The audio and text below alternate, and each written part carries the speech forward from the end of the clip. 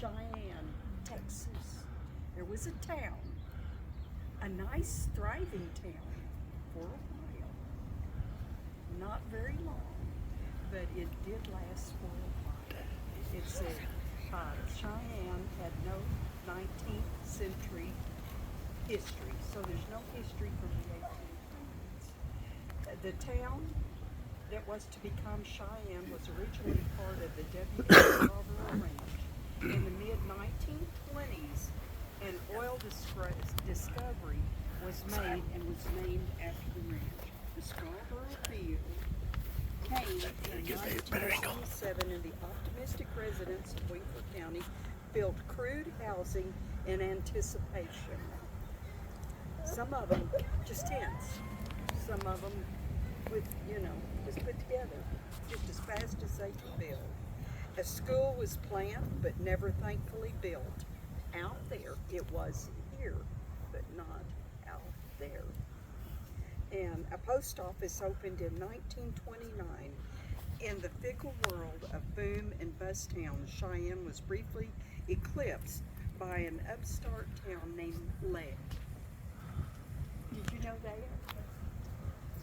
Was that kin to your husband? Yes. Yes. And this town was also named after an oil field and fared even worse than Cheyenne, disappearing entirely within a few years. Cheyenne's post office was moved to the recently arrived Texas-New Mexican Railroad by Mr. Scarborough, and the town seemed to have been given a second chance. So what did they do? A larger building was constructed for a store, post office, and this structure was joined by a few houses and a handful of fledgling businesses. The Great Depression, we've all heard of the Great Depression, or if you haven't, that was when everybody was starving to death.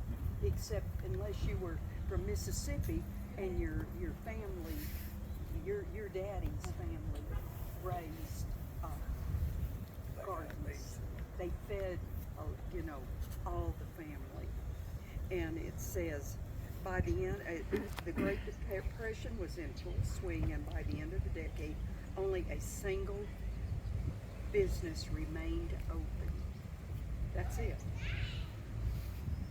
The population was reportedly a mere 25 on the eve of World War II, and the railroad abandoned its shipping pens in the early 1940s.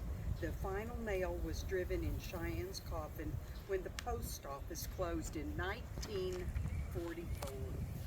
And that is history in a conch.